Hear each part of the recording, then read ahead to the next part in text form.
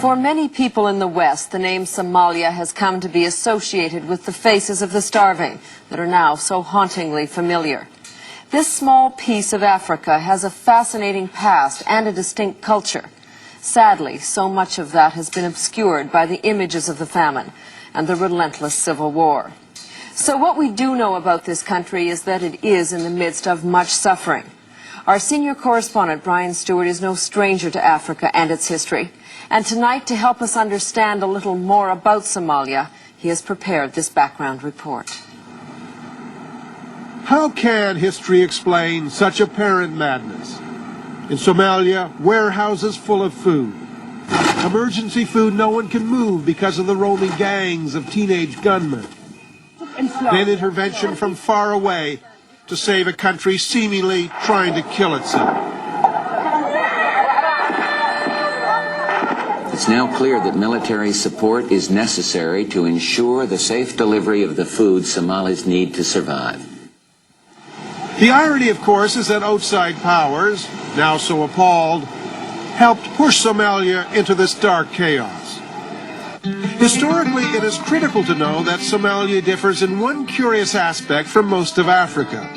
For centuries, it's been made up of one homogeneous people, not a collection of tribes.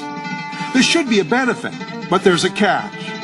To survive in a harsh land as pastoral nomads and farmers, Somalis have had to rely on the supporting bonds of clanship.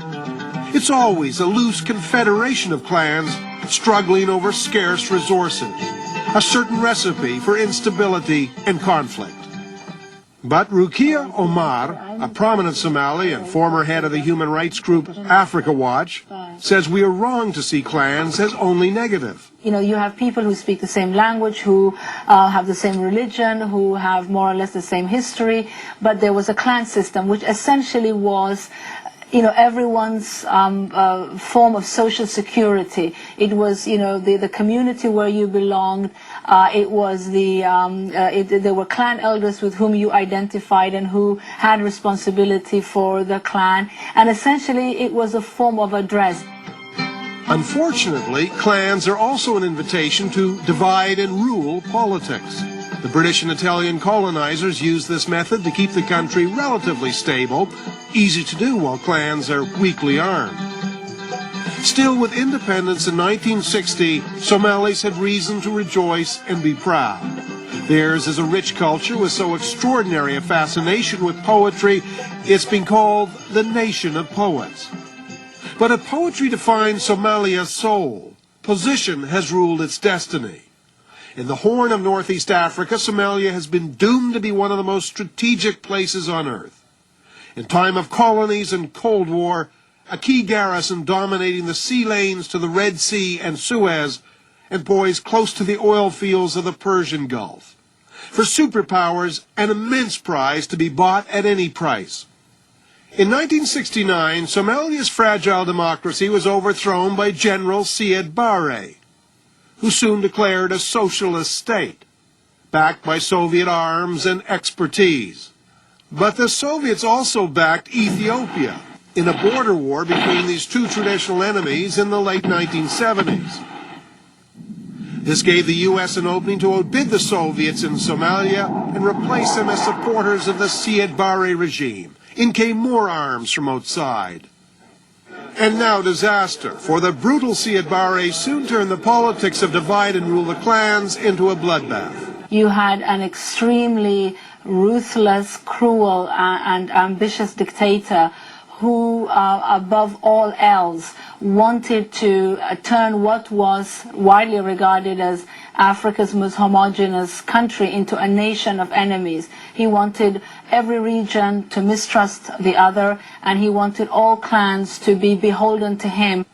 He sent his own southern Darood clan against the northern Isaaks, killing tens of thousands by massacre, torture, and firing squad. One of the leading historians of Somalia, I.M. Lewis. He was very knowledgeable about the clan divisions, and he exploited them. He armed those groups that he thought were friendly or supportive to him, and he encouraged them to fight his opponents. So there was quite a distribution of arms among the civilian population in the let's say, the 80s, as Siad struggled to retain power. To the U.S., Barre may have been despicable, but he seemed needed. Frank Creedler, former U.S. ambassador to Somalia. We supported him essentially at that time for strategic reasons, because it was valuable to have backup access to military facilities if they became needed. But the end of the Cold War made it all meaningless. The U.S. finally cut off arms in 1990.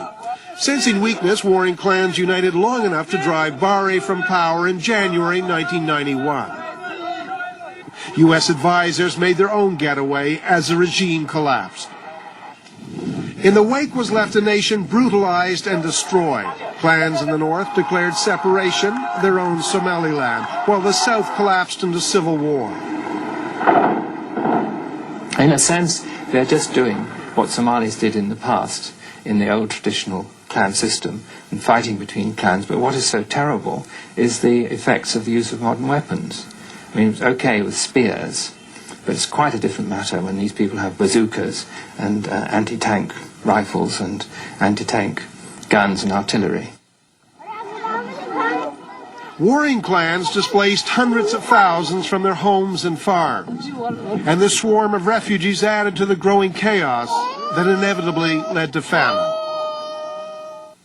Rukia Omar says the Siad Barre terror left clans nothing to believe in except force and self-protection, for which she blames the superpowers. You know, Somalis will ultimately have to take responsibility for the fact that Somalis also supported the Siad Barre regime and of course the last 2 years. But Somalis would have gotten rid of Siad Barre much earlier and at much less cost to their nation and their future if it wasn't for the fact that he got so much support, diplomatic, economic, and of course military from first the USSR and then much more importantly from the United States. So this superpower rivalry has a great responsibility for what's happening now. Finally, it is hard to see how a policy of heavily arming a regime that owes its very existence to clan warfare could lead anywhere but to disaster. And that's what we have today. The U.S. is forced to try and fix a mess it helped create. It is hard to be optimistic, but then again the Somalis, though separated by clans, do have a sense of being one ethnic people.